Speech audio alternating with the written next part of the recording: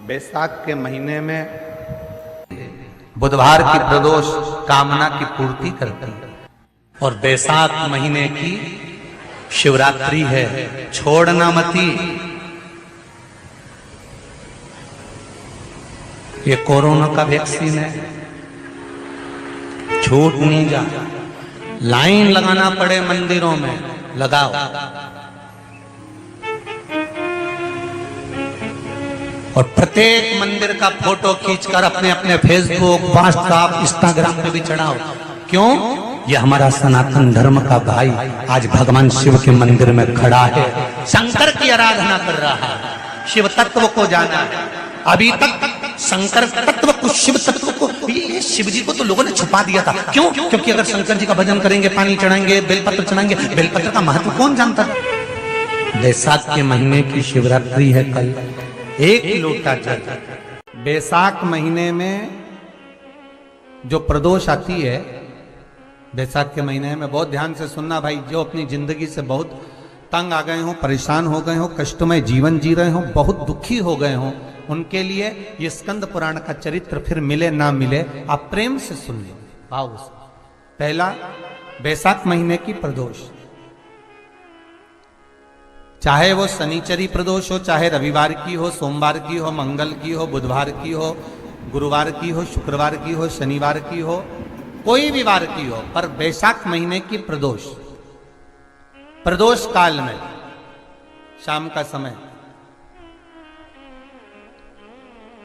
सूर्य डूब रहा हो, बस डूबा ही हो, और उस समय पर सूर्य के डूबन के तुरंत बाद बाबा को धतूरे के साथ में बेलपत्री ना चढ़ाते हुए, बेलपत्री के वृक्ष के 7 कांटे बाबा के शिवलिंग पर समर्पित करे जाते हैं। महाराज, अपनी जिंदगी में अड़चनों को हटाने के लिए फिर आप जिस व्यापार में उतरे, जिस व्यवसाय में उतरे, जिस नौकरी में उतरे, आप दिल से करें, आपको तरक्की मिलेगी। आप हार नहीं सकते, नीचे नहीं आ सकते, उन्नति पर ही चढ़ेंगे।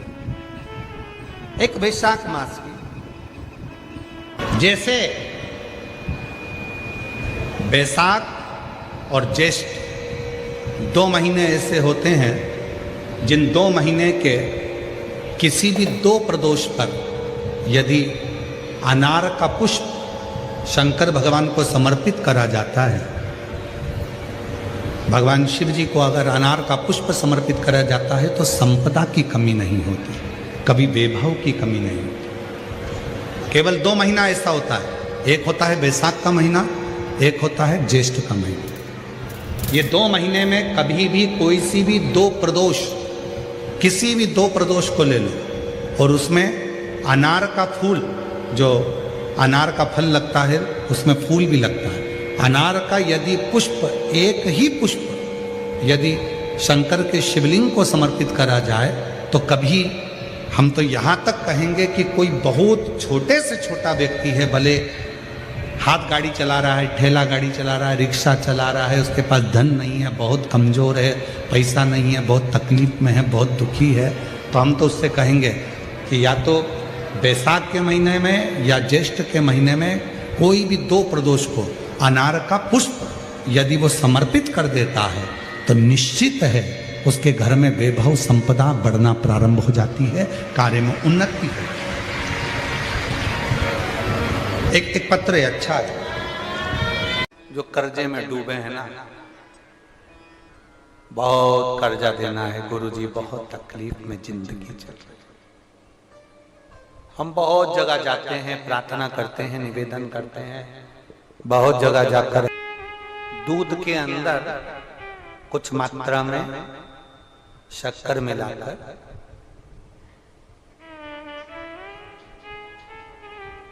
कुछ मात्रा में शक्कर मिलाकर दूध के अंदर एक बेलपत्र बाबा देवादिदेव महादेव को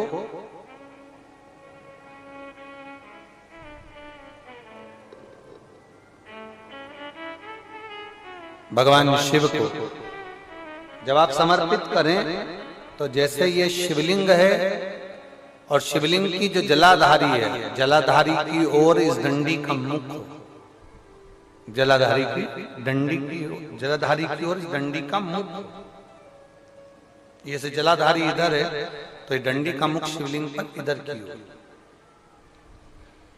दूध में कुछ मात्रा में मिली हुई शक्कर आप समर्पित करिए। बेलपत्र की डंडी का मुख इधर, जलाधारी की ओर जल चढ़ा, दूध चढ़ाया, शक्कर मिला हुआ, और दूध चढ़ाने के बाद में एक छोटे से पात्र में उस दूध को झेल लीजिए, फिर बाद में जल चढ़ाया। पहले पात्र में दूध को झेल लिया, उसके बाद में जल चढ़ाया, फिर जल चढ़ाया। वो जो दूध लेकर आए हो उसका एक बिंदी अपने दरवाजे पर या अपनी अलमारी पर या अपने व्यापार के स्थान पर दूध की एक उंगली, मात्र उतना ही दूध लेकर, उसको पीना नहीं है, उतना ही दूध लेकर आना है, केवल एक उंगली जो लग जाए द्वार, और थोड़ा मंदिर से थोड़ा जल्दी आने का प्रयास करना, क्योंकि वो दूध का जो पात्र है ना, कई लोग बहुत चतुर होते हैं, वो सूख जाता है तो उसमें एक्स्ट्रा पानी मिला लेते हैं, जिससे गीला हो जाता है, चिपका देते हैं। दुनिया में चतुर लोग बहुत सारे पड़े हुए हैं। थोड़ा जल्दी आ जाओ मंदिर से, जिससे वो दूध की एक बूंद जो दूध लेकर आए हो वो सूखे ना। उस दूध की एक बूंदी भी अगर आपने 5 शिवरात्रि कर लिया, 5 शिवरात्रि के बाद बात करेंगे कि कर्जा कितना रह गया और कितना चूका, फिर बात करेंगे, बात विचार कर। वो शिव औघड़ी है, शंभु औघड़ी है। दूध में शक्कर मिलाकर चढ़ाने पर या गुड़ मिलाकर चढ़ाने पर या शंकर भगवान को जो अपन दूध में थोड़ी सी मिष्ठान डालकर जो दूध चढ़ाते हैं ना, उसका फल कितना होता है आप शिव महापुराण में उसको पढ़ सकते हैं, उसका स्मरण कर सकते हैं, उसका अध्ययन कर सकते हैं। महीने प्रदोष आती है, हर महीने शिवरात्रि आती है। प्रत्येक शिवरात्रि, प्रत्येक प्रदोष को आप मिट्टी के अंदर मक्खन या गाय का दूध या गाय का घी, देसी गाय का मिलाकर शिवलिंग बनाकर उसकी पूजन करना प्रारंभ करें। 1 साल पूरा नहीं होगा, भले 20 साल हो गए होंगे, पर आपका गर्भ जरूर ठहरेगा, ये निश्चित। भले 20 साल हो गए, 22 साल हो गए, 25 साल हो गए, डॉक्टर ने मना कर दिया नहीं होगा, फिर भी आप बाबा पर भरोसा, बोल बम का नारा है, आप विश्वास के साथ शिव की आराधना करिए। गाय, देसी गौ माता का दूध, मक्खन, घी, ये हमारे मिट्टी के अंदर मिलाकर जब हम शिवलिंग का निर्माण करते हैं तो हमारा वंश बढ़ता। बेटा कितना भी जिद्दी हो, कितना भी क्रोधी हो, गलत संगत पर भी चल रहा है, तो निवेदन है शंकर के मंदिर में लाल चंदन और शहद, इन दोनों को बेटे का हाथ लगवाकर, जो गलत संगत में जा रहा है, क्रोध कर रहा है, चिड़चिड़ कर रहा है, बेटे से लाल चंदन और शहद का लेपन शिवजी के शिवलिंग पर जरूर करवाओ। शिवरात्रि के रात्रि पर कराओ। उसका चिड़चिड़पन, क्रोध और उसकी गलत संगत अपने आप हटने लगेगी और वो बालक धर्म की ओर आगे बढ़ेगा, सत्कर्म की ओर बढ़ेगा, सत्संग की ओर आगे बढ़ेगा।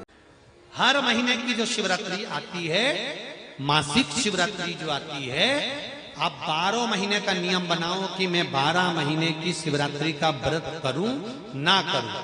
मैं शंकर के मंदिर में 12 महीने जो शिवरात्रि आती है उस शिवरात्रि का नियम लेती हूं कि शिवरात्रि के दिन मैं दिया लगाने 3 जगह पर जाऊंगी। पहला, बोलते जाओ जम के, बेलपत्री के नीचे। दूसरा, शंकर भगवान के मंदिर में या शिव मंदिर की चौखट पर।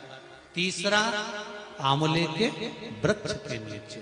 ये 3 जगह पर आप प्रणाम कर कर, झोली पसार कर बाबा देवाधिदेव महादेव, माता लक्ष्मी और पार्वती के नाम से दिया लगाना प्रारंभ कर दीजिए।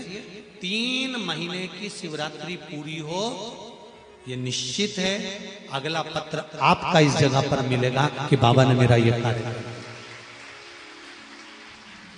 प्रदोष काल का दीप, प्रदोष काल की आराधना, प्रदोष काल की साधना और प्रदोष काल में परमात्मा का लिया गया नाम हमारे करोड़ों करोड़ों करोड़ों करोड़ों पुण्य को प्रबल कर देता है और हमारे पाप को छिन्न कर देता है। हमारे पाप, किसी व्यक्ति ने अपनी जिंदगी में एक नियम बना लिया कि मुझे प्रदोष के दिन बाबा देव अधिदेव महादेव को एक कमल का पुष्प चढ़ाना।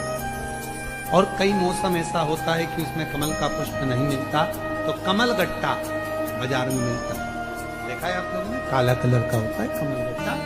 एक कमल का गट्टा भी यदि देव अधिदेव महादेव को, यदि कोई कितना भी दरिद्र है, कितना भी गरीब है, उसका कोई व्यापार नहीं, कोई व्यवसाय नहीं, कोई नौकरी नहीं, कोई चाकरी नहीं, कितना भी परिस्थिति से मारा हुआ व्यक्ति है, अगर उसने प्रदोष नियम बना लिया, प्रत्येक 12 महीने का मैं नियम लेता हूं और पूरे 24 प्रदोष मैं बाबा को कमल का, जिस समय पर कमल का पुष्प मिल जाए उस समय पर कमल का पुष्प चढ़ाओ, ना मिले तो कमल गट्टा चढ़ाओ। पर जिसने प्रदोष का नियम बना लिया, 1 साल पूरा नहीं होगा और मेरा बाबा उसका हाथ पकड़कर उसको मंजिल तक पहुंचाना पड़ा। कितना भी दरिद्र, कितना भी दरिद्र, ये लोमश ऋषि की कथा कहती है, ये लोमश बाबा का चरित्र कथा, कितनी भी गरीब परिस्थिति क्यों ना हो, कितना भी दरिद्रपन क्यों ना हो, कुछ नहीं घर में, पर बाबा पर आश्रय। एक चंद्रमौलेश्वर महादेव का नाम लेकर एक चावल का दाना भी सुख देता। और मेरी जीजियां याद रखें, मेरी जीजियों से निवेदन है, कभी कभी ऐसा लगता है शरीर में अगर कोई गांठ पड़ जाती है, बच्चादानी में गांठ आ गई, चेस्ट में गांठ आ गई, शरीर के कोई अंग में गांठ आ गई, घबराना नहीं है, डॉक्टर का इलाज करवाओ, दवाइयां लो, साथ में एक नियम बनाओ, प्रदोष काल में 2 दीपक शिव जी के मंदिर में लगाओ और 1 चावल का दाना शंकर भगवान पे चढ़ाना प्रारंभ करो। वही चावल के दाने को वापिस उठाओ। अगर प्रदोष का व्रत नहीं है तो उसी दिन खाओ, और अगर व्रत है तो दूसरे दिन उस चावल के दाने को जरूर खाओ। धीरे धीरे वो गठान जो शरीर के अंदर है वो गलना प्रारंभ हो जाती है।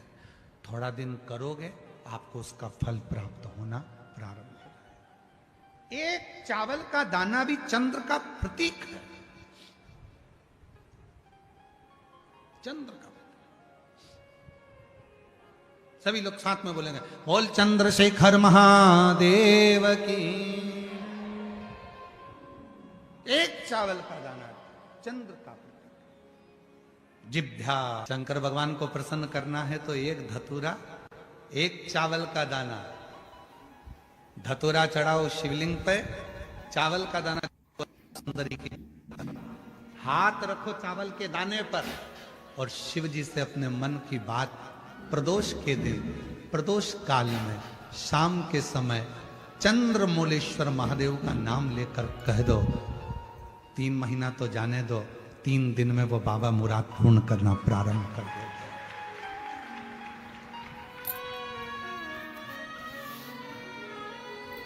किसी भी प्रदोष के दिन 1 धतूरा यदि हम शिव जी पे चढ़ा रहे हैं, 1 चावल का दाना अशोक सुंदरी वाली जगह पर चढ़ा रहे हैं और अपना हाथ उस चावल के दाने पर रखकर चंद्रशेखर चंद्रमौलेश्वर महादेव के नाम का उच्चारण कर रहे हैं। श्री शिवाय नमस्तुभ्यं, श्री शिवाय नमस्तुभ्यं उच्चारण कर रहे हैं, दिल से प्रार्थना कर रहे हैं, निवेदन कर रहे हैं, नमन कर रहे हैं, बाबा को अपने मन का भाव कर रहे हैं।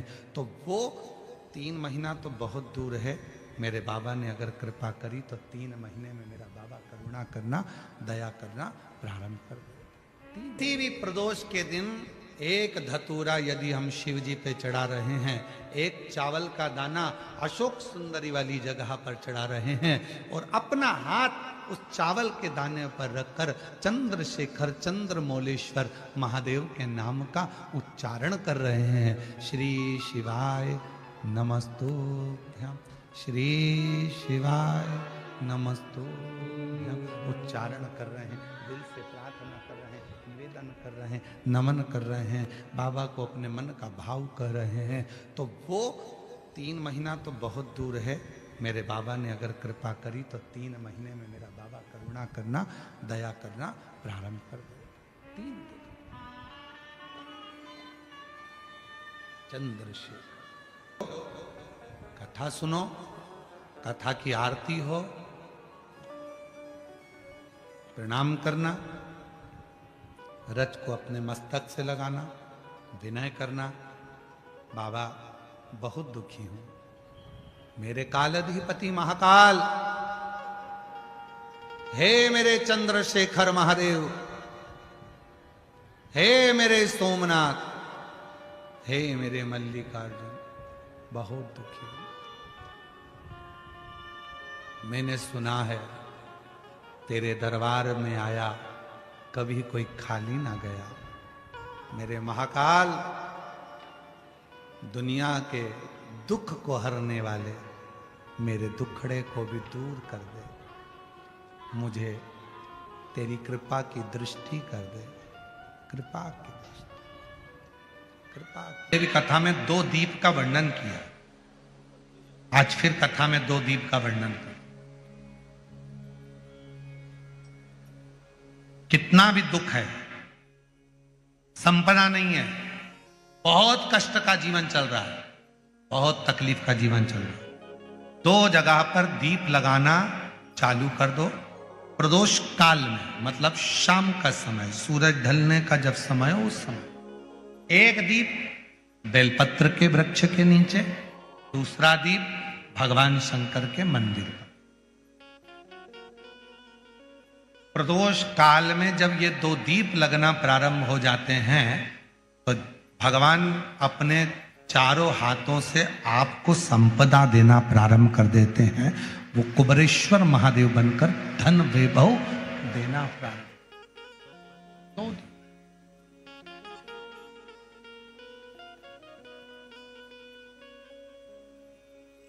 और दोनों दीप फूल बत्ती के होना चाहिए, लंबी बत्ती के नहीं। एक लंबी बत्ती होती है, एक गोल बत्ती होती है, फूल बत्ती, दोनों दीप फूल बत्ती। मां सती ने जब भगवान शंकर के लिए आराधना साधना करी थी और भगवान भोलेनाथ जी से वर प्राप्त करा था, तो माता सती ने भी यह साधना ऐसे ही करी और माता सती को शिव मिले थे। परमात्मा पर भरोसा करने वाला और प्रदोष का व्रत करने वाला कभी खाली झोली लेकर नहीं जाता, याद रखना। जिसने परमात्मा पर भरोसा करा है और जिसने प्रदोष का व्रत करा है, उसको शिवजी ने आज नहीं तो कल, कल नहीं तो परसों दिया है। जिसने बाबा पर भरोसा करा, जिसने सोमवार, पशुपतिनाथ ऐसे व्रतों को जो धारण करता है, कोई 16 सोमवार करता है, कोई पशुपति व्रत धारण करता है, कोई प्रदोष व्रत करता है, कोई सोमवार की अष्टमी का व्रत करता है, जो मांगा देगा। थोड़ा देर कर सकता पर देने में। शादी के हो गए 40 वर्ष, शादी के हो गए और औलाद है ही नहीं, डॉक्टर ने भी हाथ, तब आखिरी में एक काम चालू करो, प्रदोष का दिन दोनों पति पत्नी व्रत चालू कर दो प्रदोष का, और प्रदोष काल में शाम के समय जाकर एक ही दिए में 2 लंबी बाती जानते हो ना, रुई की लंबी कपास की बाती, दोनों बाती एक ही दिए में रखकर पति पत्नी दोनों उसको प्रज्वलित करना प्रारंभ करें, बाबा संतान देकर ही रहेगा, औलाद आएगी ही। बेटा बेटी कहीं अप्लाई कर रहे हैं नौकरी के लिए या अन्य चीज के लिए, तो वो अगर बेलपत्री के मध्य पत्ती और ये 2 पत्ती है, इस पत्ती के बीच की जो जगह होती है, वहां यदि पीला चंदन और एक चावल का दाना लेकर हरीश्वर महादेव का नाम लेकर शंकर के शिवलिंग पर प्रदोष के दिन अगर चढ़ा देते हैं, तो वो बेटा बेटी जिस एग्जाम को दे रहा होता है अच्छी मेहनत के साथ, लगन के साथ, तो निश्चित है वो उसमें सफलता पाता जरूर है। हरीश्वर महादेव। एक होता है शमी का पौधा, एक होता है मंदार का पौधा। मंदार जानते हो सब लोग? बोलो तो जम के। सफेद आंकड़ा भी उसको बोलते हैं, मंदार भी उसको बोलते हैं, मंदार का पौधा। और एक होता है शमी का। कहते हैं जिस व्यक्ति की जिंदगी में केवल घाटा ही घाटा लिखा हो, दुख ही दुख लिखा हो, और कई साल हो गए हों किराए के मकान में रहते हुए या तकलीफ को भोगते भोगते, परिवार में कहीं सुख है ही नहीं, 2 पौधे को याद रखना। और दोनों पौधे की कथा हमने पूर्व में सुना चुके, मंदार और शमी। दोनों की कथा सुनाइए कि ये कौन से मुनि थे, कौन से ऋषि के बेटे थे, ये मंदार और शमी किसके पुत्र थे, सब कथा सुने। आप YouTube पर सर्च करिएगा तो आपको कथा पूरी मिल जाएगी। आप सोचो, जिसकी जिंदगी में दुख ही दुख लिखा, कष्ट ही कष्ट लिखा, परेशानी परेशानी लिखी, तो मंदार और शमी ये दो पौधे ऐसे हैं जो जीवन में सुख प्रदान करते हैं। आप YouTube पर सर्च करिएगा तो आपको कथा पूरी मिल जाएगी। आप सोचो, जिसकी जिंदगी में दुख ही दुख लिखा, कष्ट ही कष्ट लिखा, परेशानी परेशानी लिखी, तो मंदार और शमी ये दो पौधे ऐसे हैं जो जीवन में सुख प्रदान करते हैं। एक नियम बना लो, 12 महीने शिवरात्रि आती है, हर महीने शिवरात्रि पड़ती है, महीने में 2 बार प्रदोष पड़ती है। या तो प्रदोष का नियम बनाओ या शिवरात्रि का नियम बनाओ। एक काम करना चालू करो, थोड़ी सी मिट्टी शमी के पेड़ के नीचे की और थोड़ी सी मिट्टी मंदार के पौधे के नीचे की, दोनों को लाओ, अच्छा मिलाकर उसका एक शिवलिंग का निर्माण करो और उस शिवलिंग का पूजन प्रदोष काल में शाम के समय शिवलिंग के सामने 2 घी के दिए जलाकर, जैसी घर में पूजन करते हो वैसी की वैसी पूजन करो, आरती करो, थोड़ा सा भोग लगाकर निवेदन कर उस शिवलिंग का बाद में विसर्जन करो। 5 या 7 प्रदोष कर लो या 5 या 7 शिवरात्रि कर लो। आपको किसी के आगे हाथ नहीं फैलाना पड़ेगा। मेरा देव अधिदेव महादेव स्वयं भंडार भरना प्रारंभ कर दे, स्वयं शिव भंडार भरेगा। मंदार और शमी के वृक्ष के नीचे का वो फल होता है जो सुख देगा। जो बेटा बेटी चाहते हैं कि हम अच्छा पढ़कर एक नौकरी सरकारी प्राप्त कर लें, कोई ऐसा अच्छा जॉब हमारी किस्मत में मिल जाए, उन बेटा बेटियों से निवेदन करूंगा, यदि आप चाहते हो तो एक प्रयास जरूर करो, एक प्रयास अपनी जिंदगी में जरूर करो।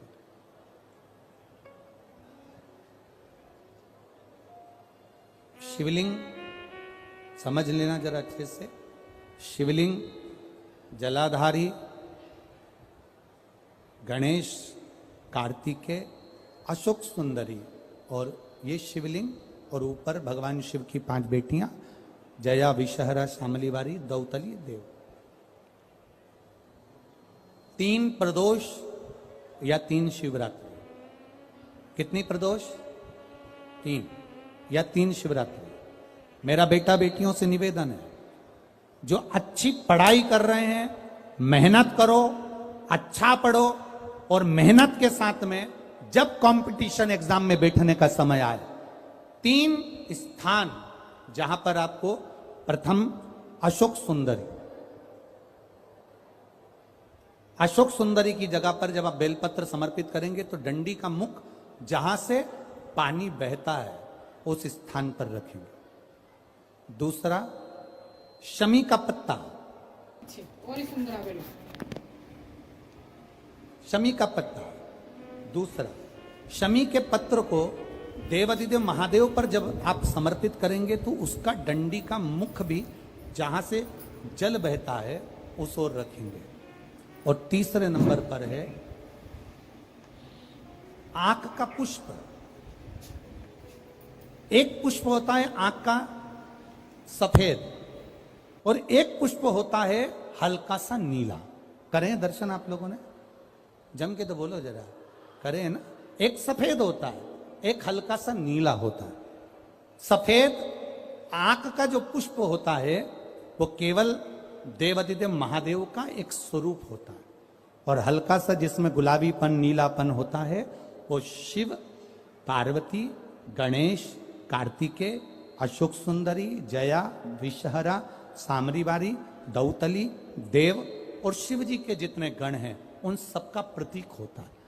तो तीसरे नंबर का जो आंख का गुलाबी कलर या हल्का नीला सा जो पुष्प होता है, उस 5 पुष्प का गुच्छ मां जगत जननी का जो स्थान है जलाधारी, जहां अगर आप इधर बैठे हो तो उसकी विपरीत दिशा, इधर बैठे हो तो उसकी विपरीत दिशा, इधर बैठे हो तो उसकी विपरीत दिशा, विपरीत दिशा में उस पुष्प को समर्पित करना। अच्छी पढ़ाई करो, अच्छी मेहनत करो, और मेहनत के साथ में जब कंपटीशन एग्जाम के लिए जा रहे हो, उस जगह पर सीए की पढ़ाई भी कर रहे हो, चाहे किसी भी पढ़ाई में लगे हो, मेहनत के साथ में बाबा देवाधिदेव महादेव को 3 प्रदोष या 3 शिवरात्रि आप दिल से बाबा को समर्पित कर कर, बाबा से प्रार्थना कर कर अशोक सुंदरी पर चढ़ाई हुई बेलपत्र को वापिस लेकर आइए। जिस विद्या स्थल पर आप पढ़ाई करते हो, जिस कमरे में आप रहते हो, वहां उस बेलपत्र को 3 प्रदोष की या 3 शिवरात्रि की बेलपत्र रखिए। जिस समय बाबा आपकी नौकरी लगा दे, ये 3 बेलपत्र एक साथ किसी भी प्रदोष पर शिव जी को समर्पित करिए। ये शिव तत्व है। आप मेहनत करें, खूब मेहनत करें, कंपटीशन एग्जाम के लिए जितनी कोचिंग कर सकते करो, मेहनत करना उतना करो, जितना करते हो उससे 4 गुना ज्यादा करो, और उसके साथ में देवाधिदेव महादेव से प्रार्थना।